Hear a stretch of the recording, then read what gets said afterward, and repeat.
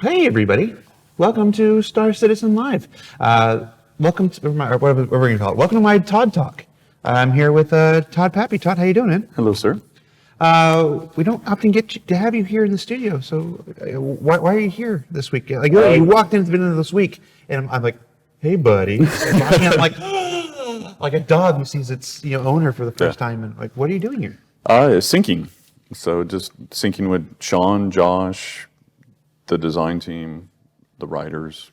So it's always good to see everybody kind of face to face, probably every 6 months or so. Mm-hmm. So yeah, I get one trip to Europe every year, and basically it's like a week in each studio, and I build.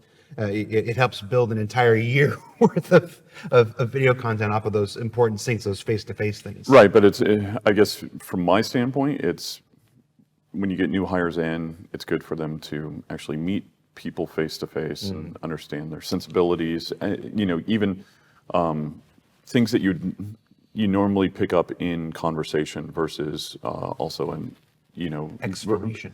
Versus just in a meeting. Kind of thing. So there's a word for that. It's called exformation. Exformation. It's all the intent and inflection and substance of a conversation that doesn't get passed through like text or something.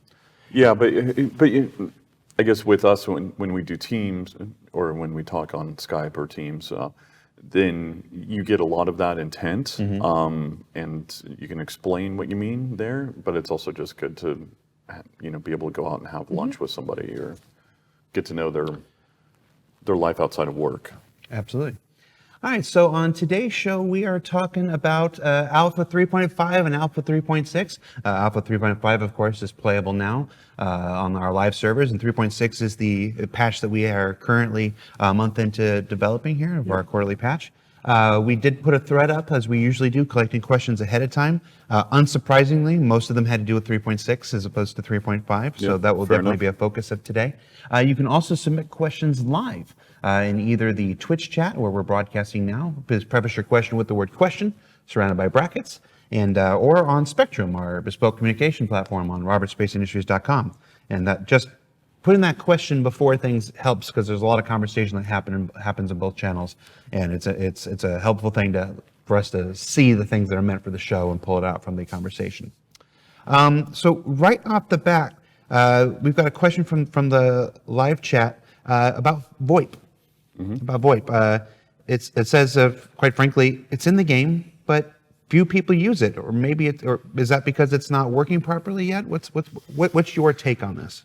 I think from our standpoint, there's always things to improve on it. I think from my standpoint, I don't use it because I don't want to use it, but I don't use mics in other games as well. Right. So it's just my personal preference. I don't want people to hear me breathe, or even if I want to talk to somebody, I don't want to have to hold down a button. I prefer chat.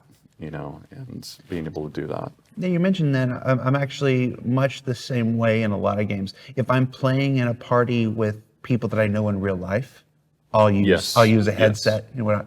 But when I personally play multiplayer games, if I'm in a group with a bunch of strangers and when I don't generally turn my mic on. I will not talk.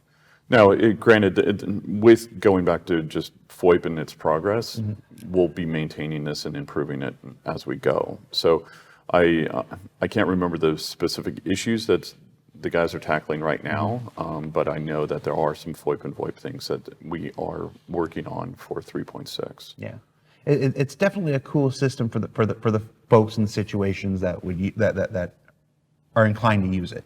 And so like that, the positional audio and stuff like that is really cool when you see it in effect, stuff like that. So yeah, but as with most things in Star Citizen, continuing to work on it, continuing to iterate on it. Yeah, there's just maintenance now. From the thread that we're collecting, one of the most voted up questions was shareable missions. Will this be something in 3.6, or is this still something a little further out than 3.6? Right now, it's something a little bit further out. I think from because this will be in Fallen Tony's pillar, and if I remember correctly, there's still some baseline stuff that they need to take care of first, and then And there's a lot of edge cases that we need to think about how that's going to work. You bring up a good point with the pillars. Let's talk a little bit about that. You are, of course, the director of Star Citizen Live, or Star Citizen Live game director, or whatnot. But even with such a high level title like that, this game, this Precision Universe, is so broad, it's so multifaceted. Yeah. There are other folks like Tony Zurovec and whatnot who work on different aspects and who have those aspects as their focus. Right. So as we go through today, while you'll certainly be able to talk to many aspects of Star Citizen, we're going to find some things that might be better suited for other guests, might be better suited for a Tony, might Or be better Sean. suited for a Sean, Or Nick. or a Nick, or a Josh, or something like that. Well, that's Yeah. always the case on Star Citizen Life.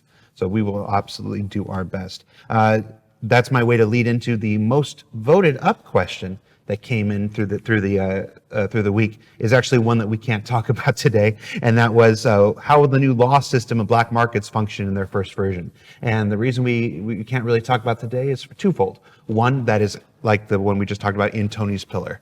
So it's one of those things where I can give very broad ideas of where we're going, but I can't definitively say this part will be in 3.6. Gotcha. Well, maybe we'll ask you for some broad things when I finish the disclaimer here.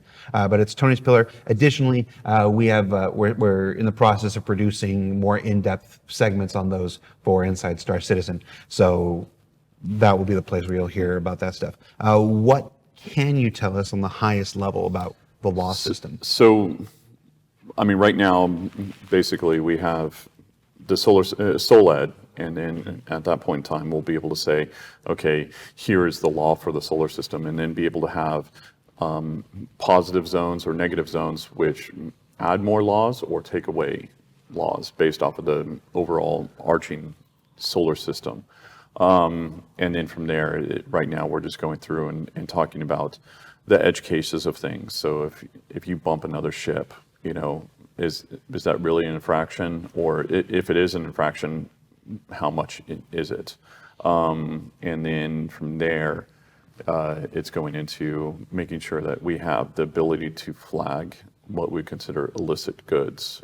Because right now, there was no concept of that. It was just, there's goods, whether that be Widow or whether that be, gold or any of our, any of our commodities. So now it's being able to have those things flagged and then have the AI understand those flags and go to the appropriate responses. Right. So making it so the AI can tell, when they encounter you, whether you're carrying a cargo load full of tungsten or a cargo load full of Widow, Right. Their reactions to you will be different. So if they ask you to stop and they scan you, or scanning's in progress kind of thing, and if they find something, then they will act accordingly. Okay. Cool. Let's look back at the live chat here. What else we got here? This one obviously a lot of folks are asking about our travel time. We are building, while we're not necessarily building at 1:1 scale to an actual solar system, we're building much larger than most games would have attempted in the past. What kind of ideas, what kind of discussions are we having about how to fill that time and make it compelling? So it's not just people sitting in a ship watching star lines go by for 15 minutes. Well, I think it depends on also what type of ship you're in. So if you're in a multi-crew ship, if you think about the Millennium Falcon, when they're doing these long hyper jump, they get up, they do other things on the ship. They check on how something's working. They go and do other things. It's the same thing from a capital ship standpoint. What they never show is Luke going to Dagobah. Right. And so from a single-seater fighter, and even from a multi-crew ship, we're talking about different possibilities. I've pitched an idea where, like along the way, you're going through probability volumes. And for example, you haven't done something for X amount of time. You haven't had a story mission. You haven't had a combat. You haven't had anything else. And instead of it being like interdiction where it wholesale, pulls you out, it's, I'm getting an anomaly up there. Do you want to go investigate it? Right. Basically, if you think of open world games, a lot of the a lot of the fun of it is going from point A to point B. And I think from our standpoint, quantum travel, when we first were looking at it, obviously it was around Crusader and basically around Alisar and the moons there. And then when you take it up to, now you're traveling from Crusader to Hurston, there needs to be a time, it could be construed as penalty, but it's basically a time travel that it takes a certain amount of time to do that. Just because, again, if you're traveling with goods, we want you to basically have the ability to possibly be interdicted and you want to build that level of suspense. If it's too easy, if you can just zip between everything, then there's no challenge. There's no anxiety to it. There's no there's no danger to it. I like the idea. Now you did say one of the things you're pitching, so I want to clarify that that's not an. This isn't an. It's basically something that Tony and I have talked about, and even Chris is aware of it, but basically we're not planning on acting on it right now. Yeah. I do like the idea, if I'm allowed to have a personal opinion on that, of not just the interdictions that force you to come out, but by providing sensor data, the anomalies, by enticements to come out. Yes. Where you have to make that call, like, oh, that I've heard people find great things on these anomalies and cool things like this. It's like I really want to check that out, but I've got perishable goods or valuable goods, and if I pop out, somebody can see me. I mean, it could be a Good Samaritan thing. It could be a trap. It could be all these different kind of I think we call them ECM missions, but they're basically just different missions that show up in front of you, and sometimes we use them during interdiction, but it could be other aspects where you're coming across and maybe there's some asteroids there and you want to go and mine them, or you want to go and do something else, or scan them and then be able to sell that information. So, but that's where I would like us to go. If we did any sort of adjustments, I think Chris basically wants it to be like movies where you see the hyperspace, jumps. And then when you take like the jump points, then that's a different type of gameplay. That's more like whitewater rafting or something, where it's a lot more active. Gotcha. One of the questions from the thread was about harvestable entity spawning, which we've talked about. Is that coming in 3.6? The tech will be there. So basically, Paul Brocklehurst and Marco have been working on the tech to allow us to do that. So if you think of like trees or plants, that are scattered around the universe, but this will also be for crates that we want to do, or if we want to do any sort of gems or anything that's basically we want it to be able to randomly spawn in different areas. So the tech is there. Now it's actually getting it so that like we spawn it on the plant and we can pick it up, and then from there that also goes into personal inventory, just because we want to make sure that you can carry it. You can, like if you go and pick up an apple, you can carry that apple, and it doesn't just go into like a global inventory aspect. Right. All right. So unlike the UGFs, the underground facilities that are all designed and laid out, these are areas around the moons that would be collection of entities that can be collected. It really allows us to spawn anything. Like if we wanted to do a deeper nested object container, so like a derelict, we could spawn a derelict. I mean, we need to do a little bit of work, but basically for our single object containers, or like plants or gems or other very quick, easy things that we can pick up, we can do that. But if it's more like a nested object container, that will come on a little bit later. But we need to see how this base works first, and that's what we're going to be working towards on 3.6, or sorry, we'll be working towards it on 3.6 as well as 3.7. So, and then once we have something internally that we feel good with, then that's when we'll go wide with it. Yeah, it's a common misconception that when you don't see something on the roadmap that maybe it's something that's not being worked on. And whatever. The roadmap is a collection of anticipated release dates, not a list, an accounting of everything that's being worked on. Oh, yeah, no. In fact, from an AI standpoint, we put up like one for FPS, one for ships, one for social, but there's a hell lot more that happens, in there. So, but basically to make sure that these things the team feels comfortable with, and making sure that if priorities change within the company, and what we're talking about, it would be, let's say we're working on something towards an AI, okay, but we need to do some optimizations, or we need to do some other things that basically pop up in just normal development of, we need to do this real quick. What's on the roadmap are things that we feel comfortable with enough, saying, yeah, we feel like this is locked in for that. You mentioned priority. I want to talk about that. Oftentimes in questions when we do these things, the word priority comes up. Why isn't this a priority? Why isn't that a priority? And I think there's a misperception that priority equates to something that's going to be released next.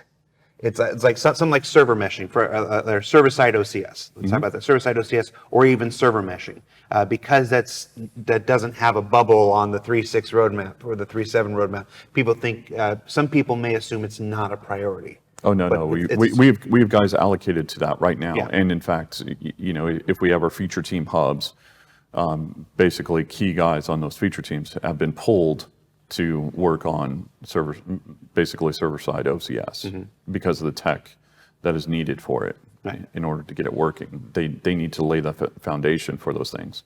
The other thing is that we have things that are not are on the roadmap that might have a lead time of, let's say, 2 quarters. Right. And then there's also things that we don't have on the roadmap that are, we like to surprise. And then also it's just, we feel like we'll let this one work, and without the pressure of it has to go on the roadmap right there, kind of thing.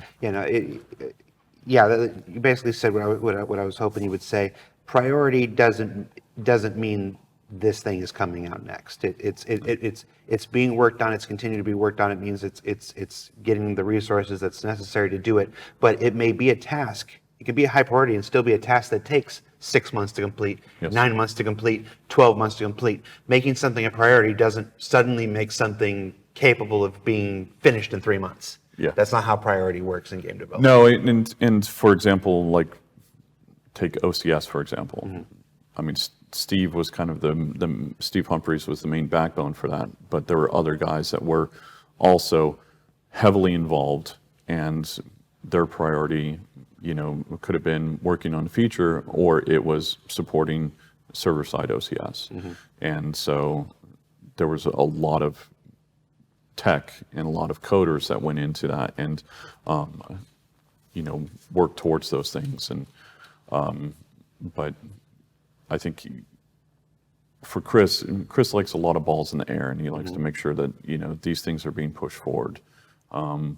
And so it really is. Some things move forward at a snail's pace. Some things move forward very, very rapidly.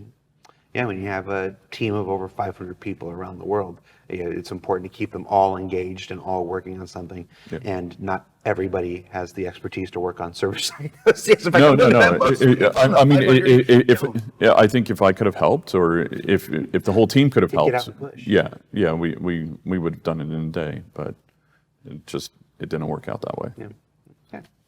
Let's talk about the shield effect. One of the questions that came in just now asks if the new shield tech effect the new shield tech will affect the size of the bubble around our ships.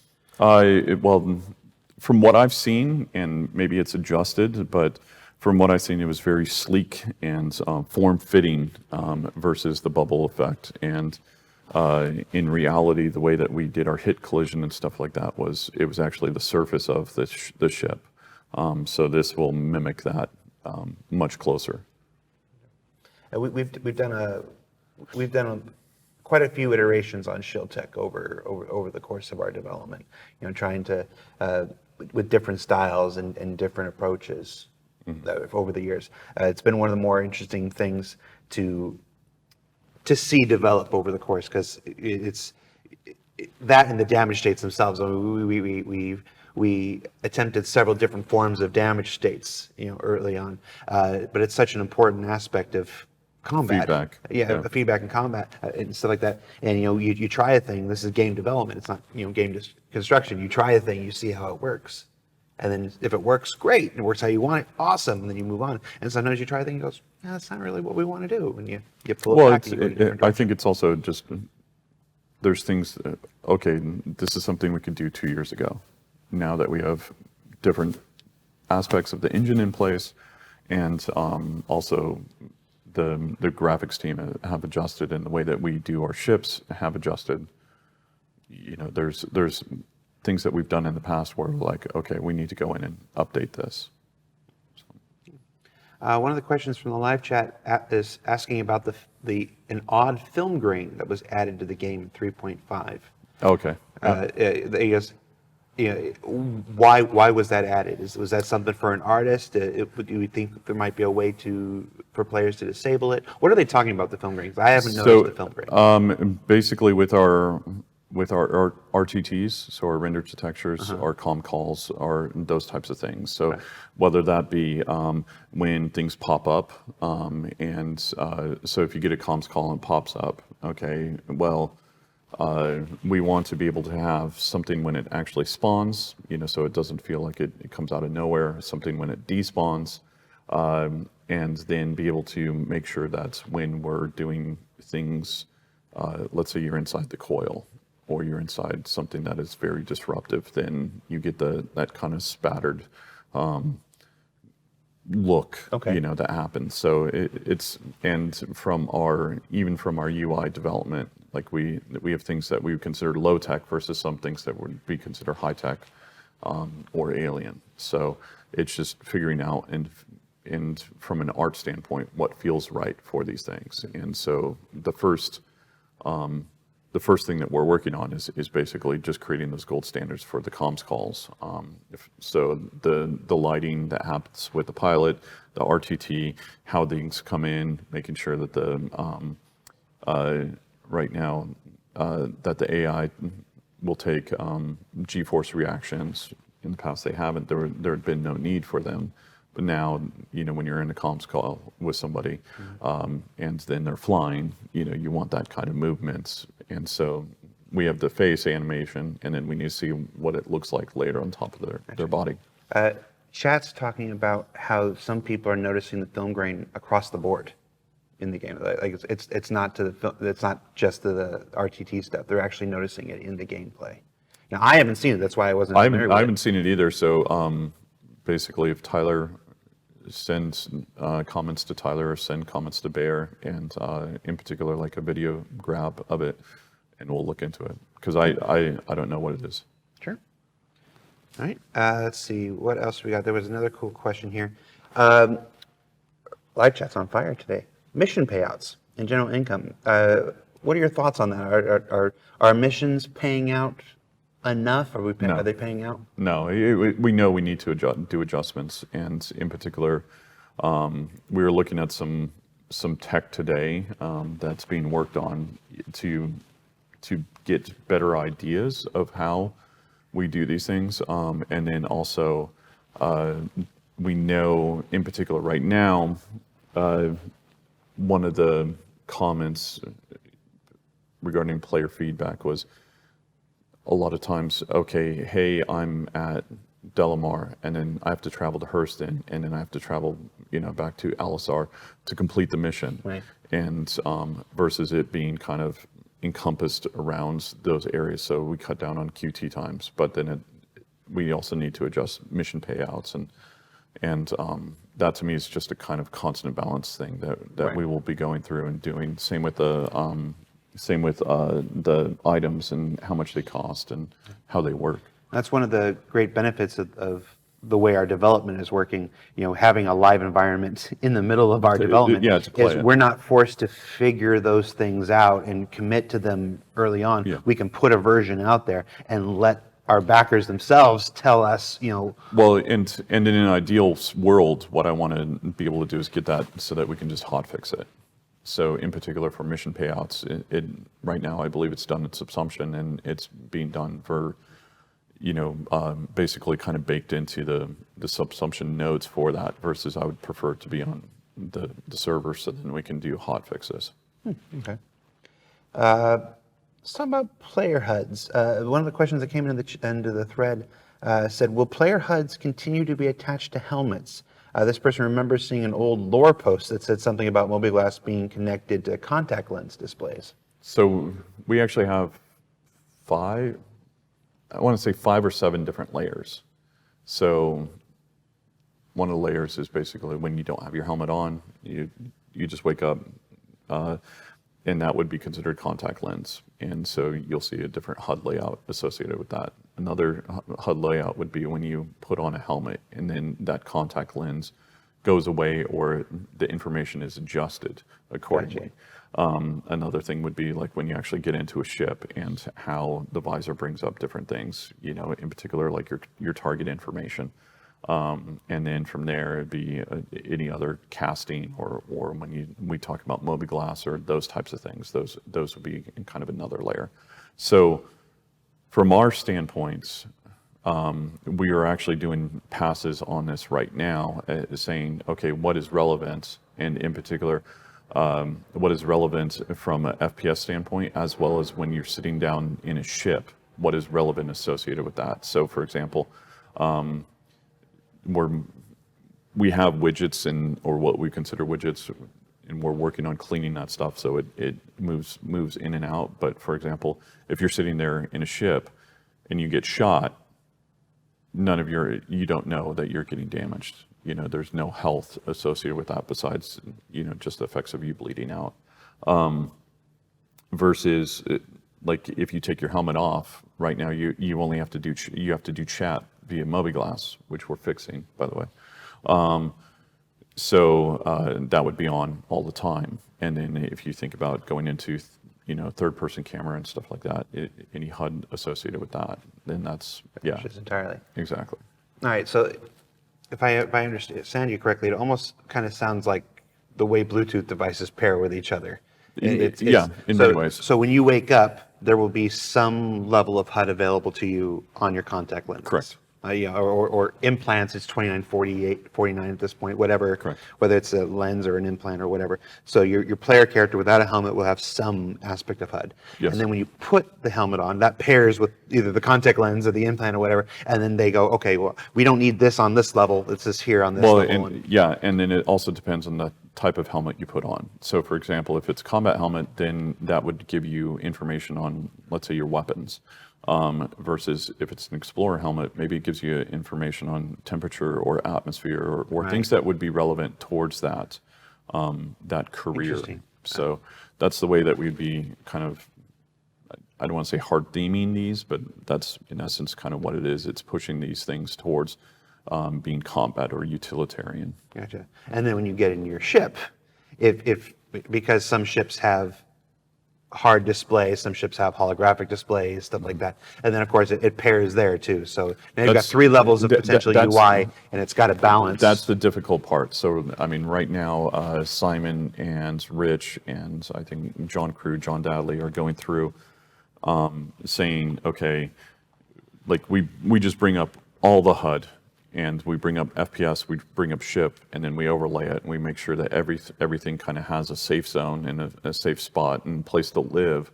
And then from there, you start talking about manufacturers. You start talking about how these things need to come in and out, and what's important, what's really important to us and even to the players. Yeah, it's cool. The UI team, the UI work applies to every aspect of Star Citizen. Like I'm trying to think if there's any aspect of Star Citizen that the UI team doesn't have to have some input, some. And I guess from my standpoint, we have everything implemented right now, and it's not sexy. It's what we consider functional, and from a UX standpoint, a lot of times it's clunky as well. And part of that is just the iteration, and then from there, now we're going through and fixing things, and that to me is where we can actually start making it sexy. We can see, okay, we tried this on the MFDs, it didn't work. It's very hard to read, very hard to use. You got to zoom in on something. It doesn't give you the pertinent information, what you need right then and there. So it's us looking at the MFDs saying, okay, how can we fix these? Or even basically the information that's your ship versus the target ship. Okay, when you're scanning, what is the relevant information there? So it's us working through those and just cleaning all of that stuff up. I imagine I'm thinking about the interesting outlier scenarios, like when you're panicked and rushed to get into your ship and you don't have a helmet on and stuff, and where the MFDs that are in the ship suddenly become way more important because you don't have the helmet aspects. I mean, again, from like a conning standpoint, we want you basically sitting in like a normal flight suit or something like that versus... You don't want everybody in a big, bulky, armored suit Correct. sitting in a connie. Yeah. Gotcha. All right. There was a question that came in. I was trying to find it. Somebody asked if there's any news on being able to spawn in different locations instead of Port Olisar every time. You can spawn in different locations. You just have to travel to that location and land, correctly. You have to, make a successful landing on a pad, and your spawn location changes to Lorville or to Area 18. Area 18. Or Grimhex or... Yeah, so I'm assuming they're asking about the default, like when a player first starts. They're talking about the initial spawn. Yeah. And I mean, the plan for us regarding like new users and all these things would be that they choose that initial spawn spot. Okay. And then at that point in time, that's their home base. And then from there, they go out and they rent different areas. So like, my home base is in Germany, but whenever I come here or to Austin, then I'm staying in a hotel, and that would be kind of the idea behind it. But right now, I think for us, it's basically, it's working okay right now. It's working well enough for us to focus on other issues. And then once we actually get, some of our new user experience in a better spot, then that's when we start talking about. So something we're looking at for the future, being able to choose your initial spawn stuff, but not a 3.6 thing. No. Okay. From the thread question, a player asked about player carryables 2.0. Basically, what does player carryables 2.0 mean? It's a pretty long question, but essentially what they're asking is, what is player carryables 2.0? This is a pillar under Sean, but as far as I know, it's basically cleaning up some of that code, cleaning up how we pick things up, and then also kind of expanding a little bit.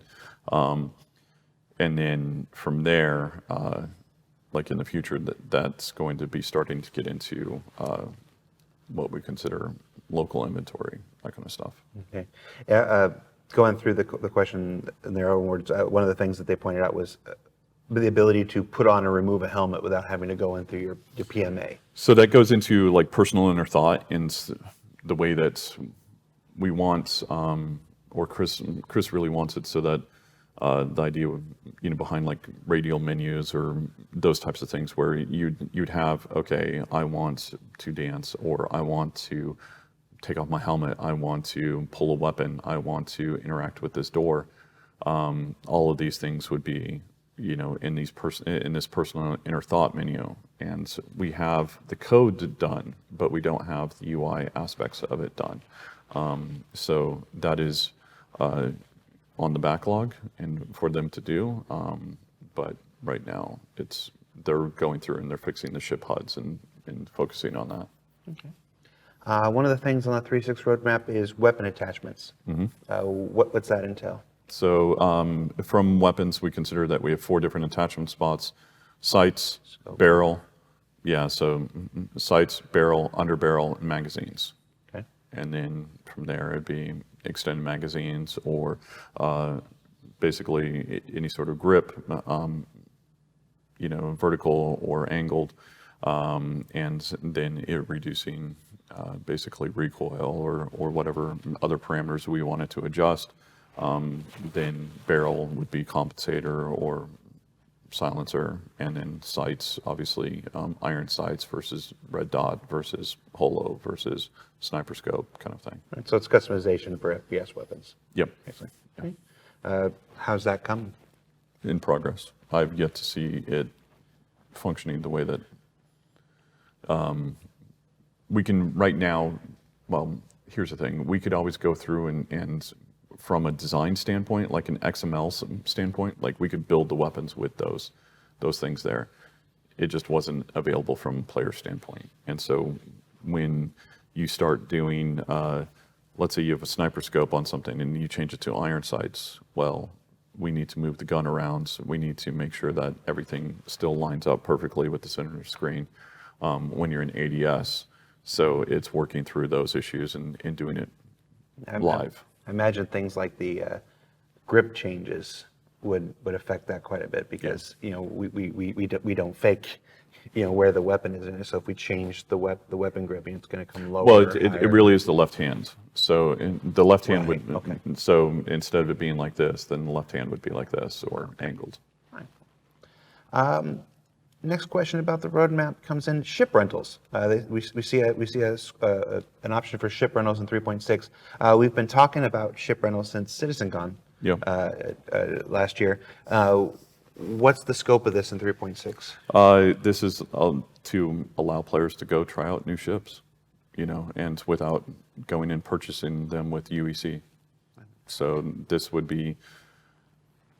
We haven't decided on how many days, meaning if it's a 1 day, 3 day, 7 day rental. I mean, we want to be able to give those different options. But then there's also the figuring out the edge cases, meaning let's say you rent a 7 day, you do a 7 day rental. Okay, is it seven days in the real world, or is it 7 days in the game world? And then also what happens if you have cargo on that and then it runs out, like all these kind of edge cases that we're working through.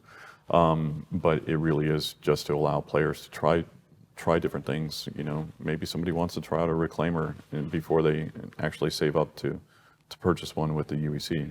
Gotcha. Yeah, I've seen some folks wonder if that means renting their ships out to other players and stuff like that. It's about taking them from the kiosk. Like exactly. Okay, cool. Next question that came in through. Wow, I'm having some dialogue issues today. Next question that came in through the thread: multi-tool. Mm-hmm. Anything new for the multi-tool in 3.6? Well, getting the attachments working. So the idea behind a multi-tool is basically just I want to cut, I want to weld, I want to be able to possibly mine, I want to be able to possibly salvage. So it's getting those things working, and then from there it's making sure that the gameplay systems are built in so that we can actually have that work. But right now, Thorsten and JJ are really focused on the weapon attachments. And then just because that hits everything, and then from there we'll go into multi-tool a little bit later. When you say JJ, you mean Johnny Jasivius, not our JJ here. Yes, JJ. Hi, JJ. Yeah. Question from the live chat about the mission system. Is anything being done to improve the mission system, specifically the one they point out here, the ability to see exactly where a mission takes place prior to accepting it? We've talked about it, showing up on the star map, kind of seeing roughly where you need to go, and the best information of saying we think it's around this area. I think us also trying to fix, showing where you're at,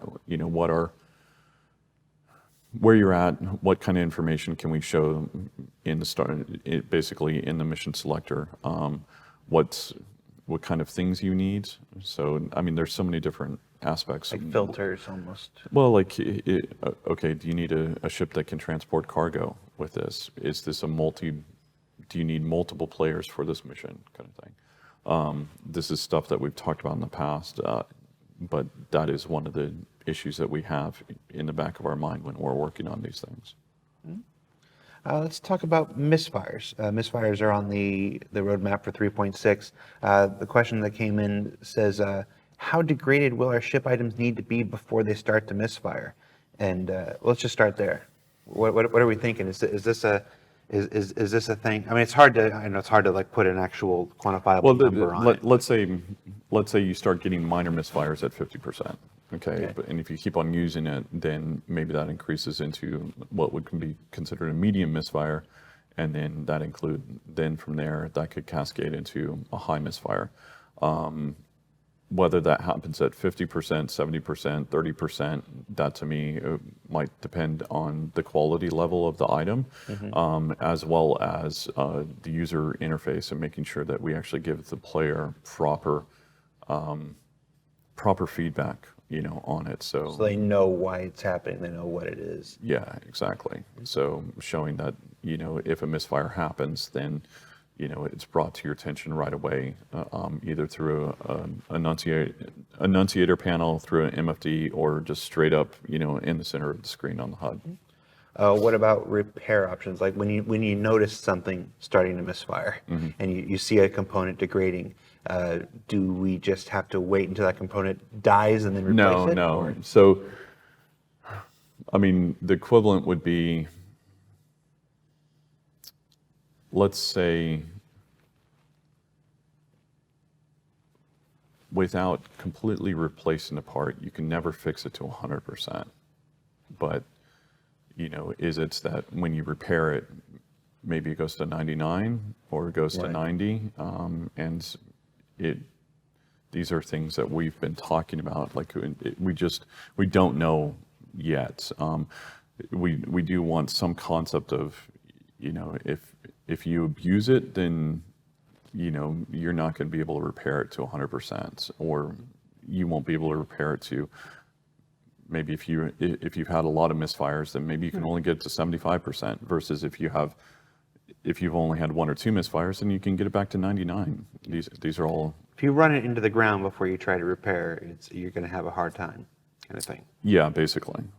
And it mirrors the real world, but like you have factory refurbished items that they don't sell for the full market value or anything, because even though it was sent back to the original factory that made it and they do a refurbishment, they're still like, it's good, it's ready to go, but we're not charging you full price on it because they're not quite as confident it's going to last. And even with that, like some of our stores will be like refurbished items, not brand new items, but then it's good enough for right now, kind of thing. Gotcha. So if you haven't managed your money well, you're short on cash, you need to make some money right now, and your ship won't fly because it's got a bad cooler, you can't afford to spend for a full replacement cooler. You buy a refurbished one. Correct. Get your ship up and running. Yep. Get going. You know how much I want a junker ship? Like I've from the day I started here, I've wanted a junker ship, just an old jalopy, and not anything that you can ever pledge for, anything, something that just lives inside the universe. It's just a smoke coming out the back. Like the thing what when you you're were really drawing embarrassed. Yeah, like what I was drawing earlier. Okay. So something that just gets you from A to B, and you wouldn't necessarily want anybody to ever see you flying it. But you're trapped. You're in a bind. You need something for right now. You need something that's good enough for right now. A jalopy ship. You can call it the jalopy. You can call it the disco if you want to. But I've been a proponent for that. Just an all around. You go to a used car lot and like, just give me the Ford Pinto. Yeah. Let me get back home. Question about the quantum travel effects. Right now, when folks travel to quantum, the ship interiors and exteriors vibrate graphically. Is that something you're happy with? Is that something we want to continue with? Something we might tweak later on? We'll be focusing on not combat experience.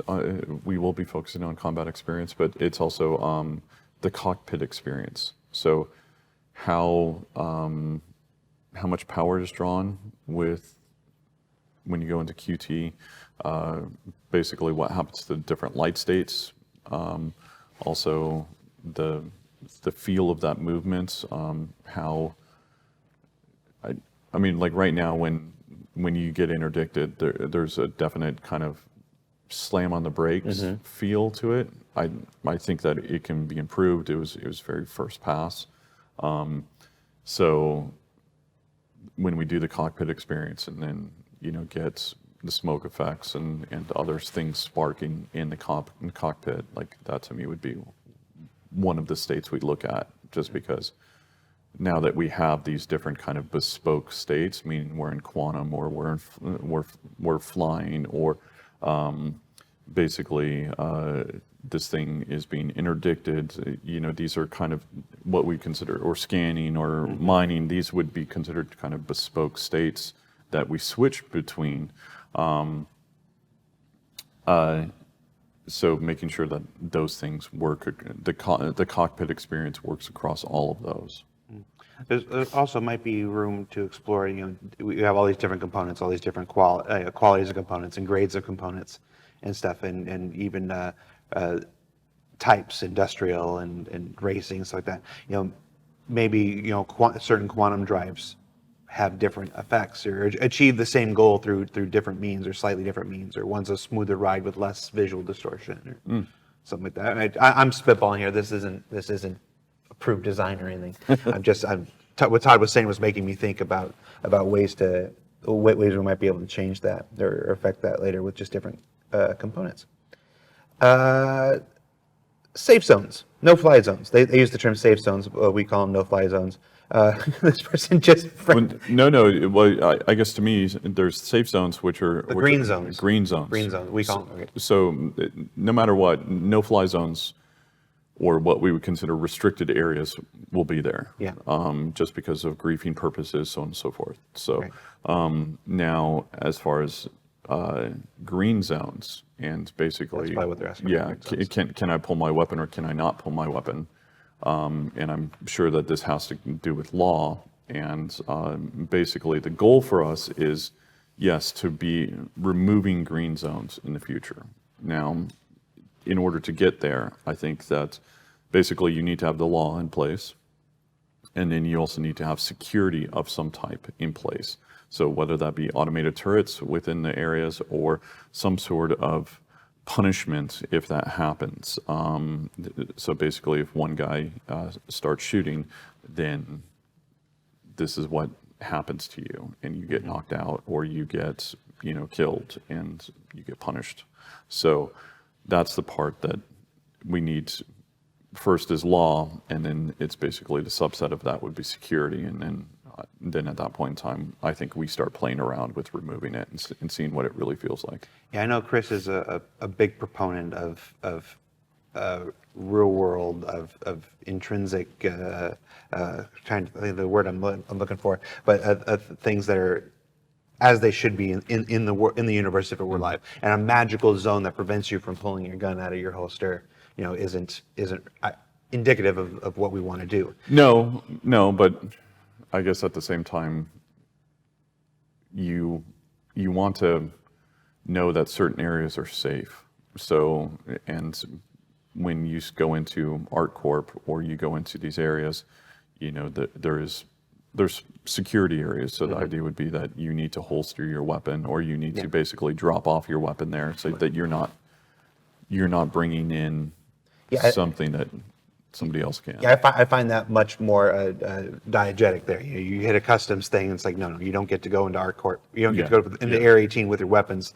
Just like the Old West when you had to take your iron off when you enter the town. You stow your things in a cubby. You can get them back when you leave. Yeah. And now everybody is in Area 18 safe because they're unarmed. Correct. In that regard, and that's the direction that we want to go. And then obviously from there, if somebody does somehow smuggle something in that maybe we don't know about, or we open it up somehow, then there are ramifications in place, almost like the Hurston security right now, where they pop out. They're a little aggressive. They're a little aggressive.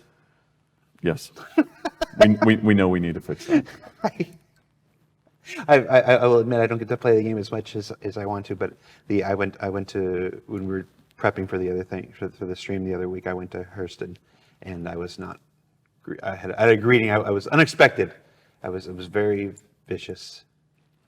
That was green zones, but and I mistook them for no-fly zones. But let's talk about no-fly zones, because no-fly zones are not going away. They're a thing that exists in the world today. You can't fly any ship you want Correct. over the a White city. House. You can't fly any plane you want over downtown Los Angeles. Correct. However, this is a real world diegetic thing that exists today, and 940 years from now, when everybody has the equivalent of a Cessna, and when it would only make sense that this improves and continues. So the way that we have it right now, it's a first pass, meaning we have the ability to section off certain areas. And then from there, we also have the ability to have the IFCS force you out. The next step from that is basically creating a dome saying, all right, I want to land here. And then us opening up spline paths down to where you land. And then from there, if you get off that spline, because what it will be is basically an AR showing you how you get to what landing zone you need to go to, whether that be a hangar or a landing pad kind of thing.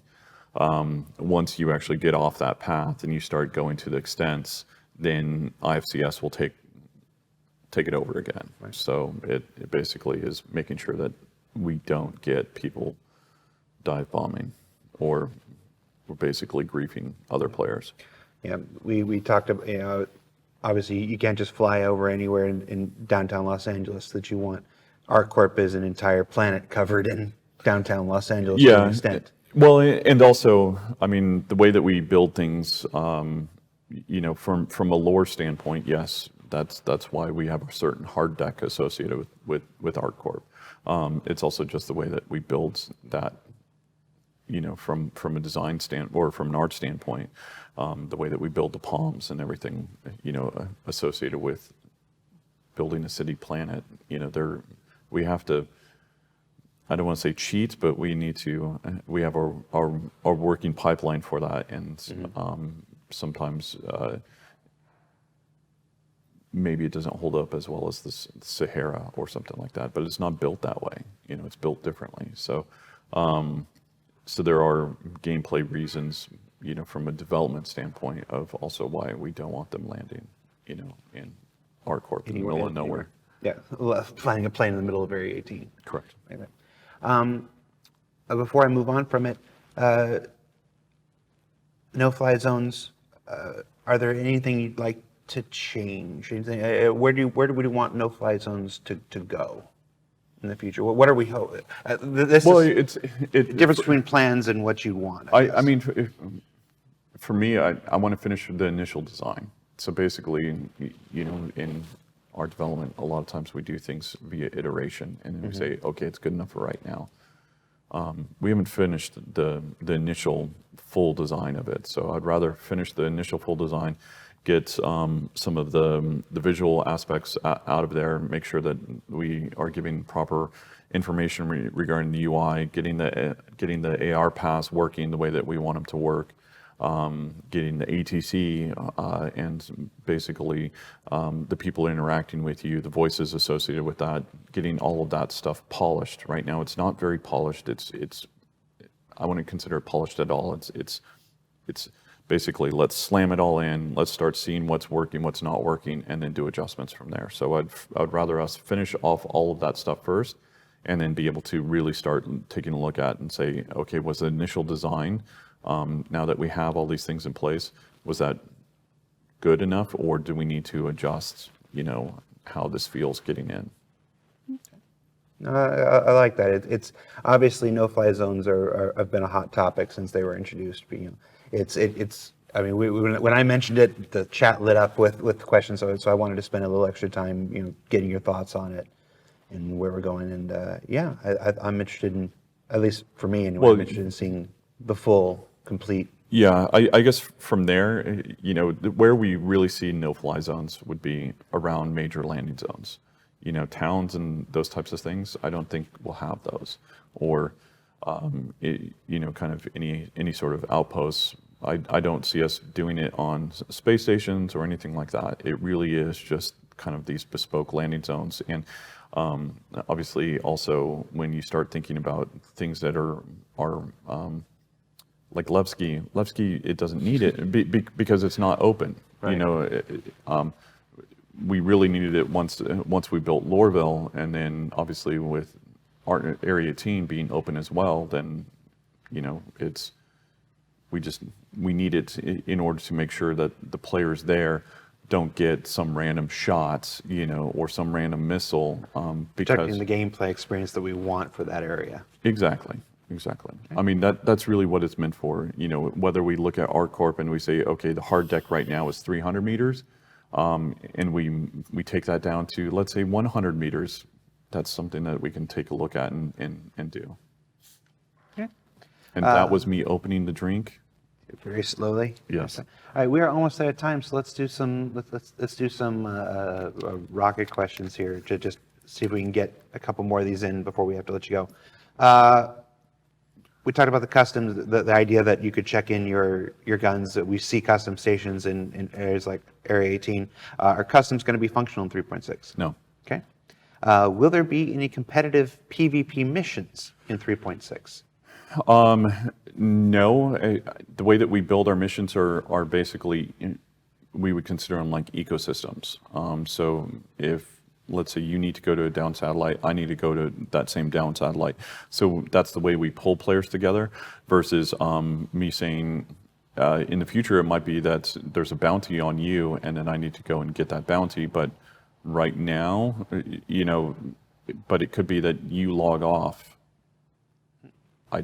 You know, these are the edge cases that we need to talk about and figure out. So we prefer to kind of pull players together in different ways. Will it be possible to have a ship that was stored at an outpost relocated to a place where it can be retrieved with the cargo intact? No. Okay. And the reason for that is because then people shortcut. Cheat. All right. Let's see. Right now, the degradation of ship systems don't really have any noticeable effect gameplay-wise. Is that something we can expect improvements on? That to me is like the misfire aspects that we're working towards and making sure that you can actually repair those things. Okay. Automated landing, this one might have come from me, it didn't though. Automated landing currently forces you to fly down into the docking ports before you're able to activate. Are there any plans to increase the distance that this feature can be activated, allowing for easier landing in some of these tighter situations? We haven't talked about it internally, but to me, I would have to see if we can try it out and see what it looks like and see how it feels. Yeah, when we were playing ArcCorp on last week's show, when we were arriving there before the start of the show, for me personally, and just speaking as a player, when I was approaching ArcCorp and I called the ATC and I got the clearance, and I saw the pad that they wanted to, there was a point where I thought like I should be close enough to trigger the thing, and it kept wanting me to get closer, and I was getting closer. I'm like, can I not trigger it now? And it kept getting closer and closer. For me personally, no, it seemed like it should be triggerable farther away than it was. Basically, we've adjusted some of the way we do things internally. Like a lot of times, like when we're doing releases, we get a lot of bugs that are criticals and blockers, and those get the love. We've created like a gameplay review aspect, and that to me would be under that gameplay review. So if there's any QA, we can talk about that and we can get that entered in just to talk about it and see what kind of adjustments we can do. And last, before we let you go, what player feedback do you believe has been the most pressing thing from 3.5 that still needs work? Like obviously there's still a lot of things, but combat. I mean, combat in general, whether that be the way that convergence works, missiles. I mean, it's not just one thing. It's usually a lot of things. And in particular with combat, it could be that basically the server's in a bad state. The way that we're doing our interpolation is off. In some cases, we've also had some ships that have invulnerable spots that we found out and are fixing, and then even just the convergence or the way that the pips work, and so there's a lot of things that go into play, like when we start talking about combat. But right now, the biggest kind of overarching one is combat, just because I think that's what people use the most. And then there's other things like, hey, I put my box down, and then all of a sudden I lost my box, or it didn't work on the cargo grid, or so there's Bayer and I and production basically do a sync, and we go through and we talk about these things with Chris or myself or other game directors, and go through and say, these are things that the community have brought up, or these are the highest voted issues, and then we talk about it and we say, yep, let's move that into development, or we know this needs another piece of tech, so let's hold on this, but let's put it on their backlog. And so that's the way that we deal with a lot of this feedback. But part of it is reactionary after we go live, and then there's other things that we know are going to be an issue, and we just try to work through those bugs as much as we possibly can. But then at the same time, there's the release schedule, and when we talk about things, whether it be 3.5 or 3.5.1 or those types of things, usually when we talk about these point patches, a lot of times you get a lot of quality of life improvements on those. But like if you're dropping new things like IFCS or playable female characters or ArtCorp, a lot of these features are coming in so hot that they don't have the polish that they need. And so that allows us to sweep through in subsequent releases or in point releases to fix a lot of that stuff.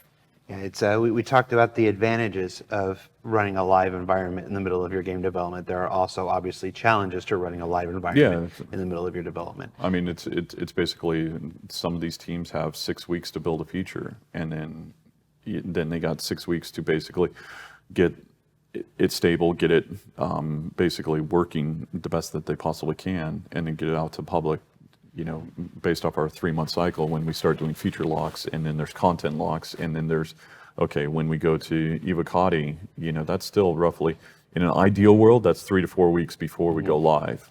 And then from there, when we go to wave 1, that's a whole different, set where basically myself and the other directors are a little bit more hardcore on what we allow out. And then, but if you're talking about 6 weeks for a feature, some things work well in that, some things don't. And then it really feels like you're building the railroad track while the train's going. Yeah. But would you change? Would you trade it though? Would you trade the experience, being able to have this live environment in the middle of development, being able to have Evocati, being able to have our backer community right there testing things in intermediate states and giving you immediate feedback on it? It Depends on the day. In all honesty, after this stuff gets released, no. After, I wouldn't change a thing. Obviously, when we're trying to get it out, maybe. There are positives and negatives for the other form of development that I've done, and everybody here has done previously, and then obviously this is we're off road. We're going on a road that nobody knows, and basically part of it is learning as you go. And I think us switching to obviously quarter releases from a team morale standpoint, from even I think a community morale standpoint, has been an absolutely positive thing. And I like this quick feedback. Obviously, when we're starting to talk about other features and when you're just trying to get things through, there's these kind of hiccups that will happen with the development where things don't always go right, and then you're like, okay, but I got to do release, and so I need you to stop, what you're working on for this feature, because the feature that you did before is bringing the frame rate down, whether it be the amount of AI or maybe something is running at a certain milliseconds that needs to be optimized. And so it's basically just kind of juggling all these balls in the air. And so sometimes, as a somewhat OCD person, I just want to be able to focus and be able to say, okay, this is done, and then, all right, time to move on, versus, having all these things in parallel and trying to jump between everything and do context switching sometimes really is difficult. But I mean, at the same time,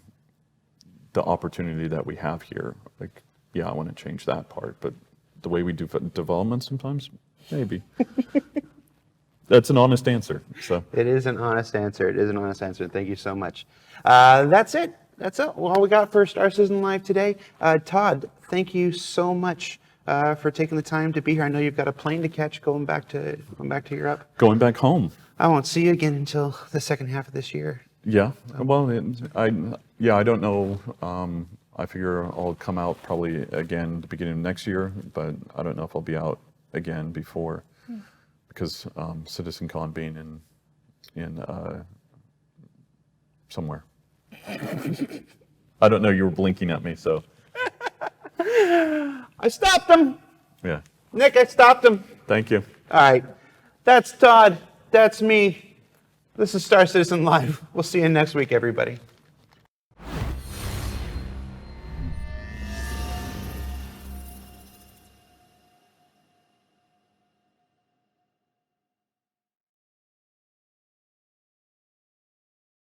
Thanks for watching. For the latest and greatest in Star Citizen and Squadron 42, you can subscribe to our channel, or you can check out some of the other shows, and you can also head to our website at www.robertsspaceindustries.com. Thank you very much for watching.